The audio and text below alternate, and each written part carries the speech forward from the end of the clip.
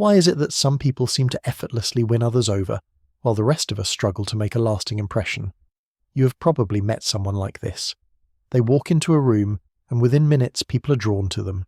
They are not necessarily the smartest or the most talented, yet somehow they build connections, earn trust, and open doors that remain closed to everyone else. What do they know that you do not? In 1936, Dale Carnegie answered this question in a book that has now sold over 30 million copies worldwide. It is called How to Win Friends and Influence People, and nearly a century later, its principles remain as relevant as ever. This is not a book about manipulation or clever tricks. It is a book about understanding a fundamental truth of human nature. People crave appreciation. They want to feel important. And when you learn how to make others feel valued, you unlock a kind of influence that force and argument can never achieve. Let us break down the core principles. Carnegie begins with what he calls the fundamental techniques in handling people, and the very first rule might surprise you. Do not criticize, condemn, or complain. This sounds simple, but it goes against our natural instincts.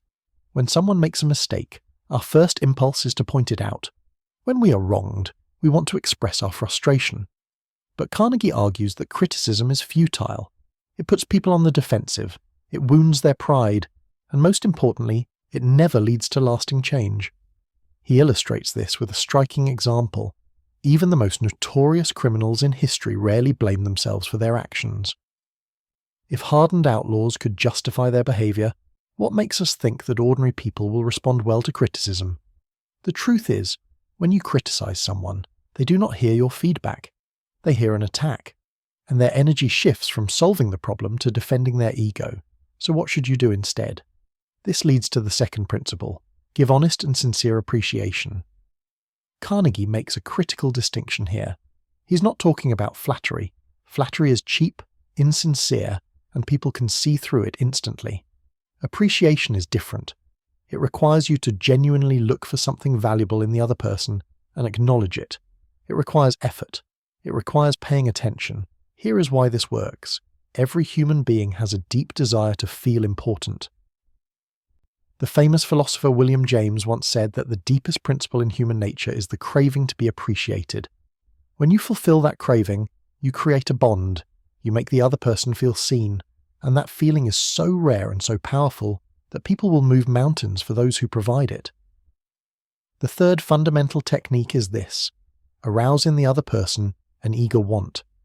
Carnegie points out that the only way to influence anyone is to talk about what they want and show them how to get it. You can spend hours explaining why your idea is brilliant, but if the other person does not see how it benefits them, your words fall flat. This is not about manipulation. It is about understanding that people are motivated by their own interests.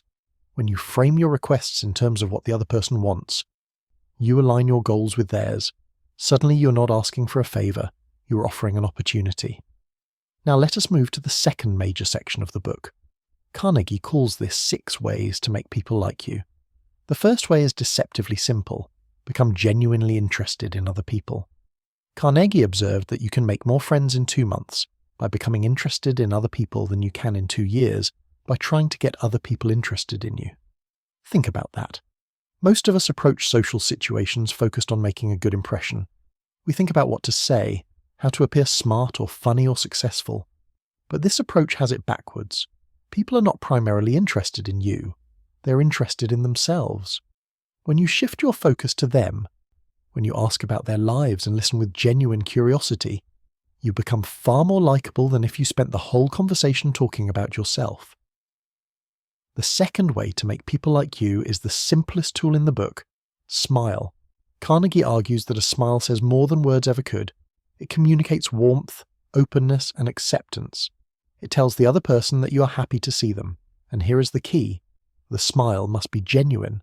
A forced or mechanical smile does more harm than good. But a real smile, one that comes from a genuine sense of goodwill, is irresistible. The third way involves something we often overlook. Remember that a person's name is, to that person, the sweetest and most important sound in any language. Names carry identity. When you remember someone's name and use it in conversation, you're sending a powerful signal. You're telling them that they matter, that they are worth remembering. Forgetting a name, on the other hand, suggests the opposite. It implies that the person was not important enough to remember. This small detail can make or break a first impression. The fourth way is to be a good listener. Encourage others to talk about themselves. Carnegie found that the best conversationalists are often people who say very little. They ask thoughtful questions, they listen attentively, they make the other person feel like the most interesting person in the room. This is a rare skill. Most people listen only long enough to plan what they will say next. But when you listen with full attention, you give the other person a gift. You give them your presence. The fifth way is to talk in terms of the other person's interests. Before any important conversation, Carnegie recommends doing your homework. Find out what the other person cares about. What are their hobbies, their passions, their goals? When you steer the conversation toward these topics, the other person lights up. They become engaged, and they associate that positive feeling with you. The sixth and final way to make people like you is this. Make the other person feel important and do it sincerely. This ties back to the fundamental truth at the heart of the book. Every person you meet is hungry for appreciation. They want to feel valued. When you go out of your way to acknowledge their worth, you satisfy that hunger. And the key word here is sincerely. People have a finely tuned radar for insincerity, but genuine appreciation, delivered with honesty, is one of the most powerful forces in human interaction. Now, Carnegie does not stop there. He also addresses how to win people to your way of thinking. And his first rule in this section is perhaps the most counterintuitive of all. The only way to get the best of an argument is to avoid it.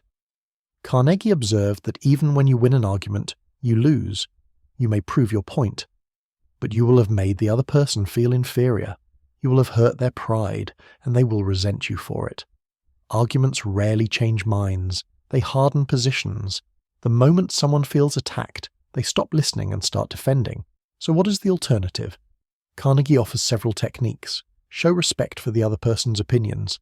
Never say outright that they are wrong. If you are wrong, admit it quickly and emphatically. Begin conversations in a friendly way.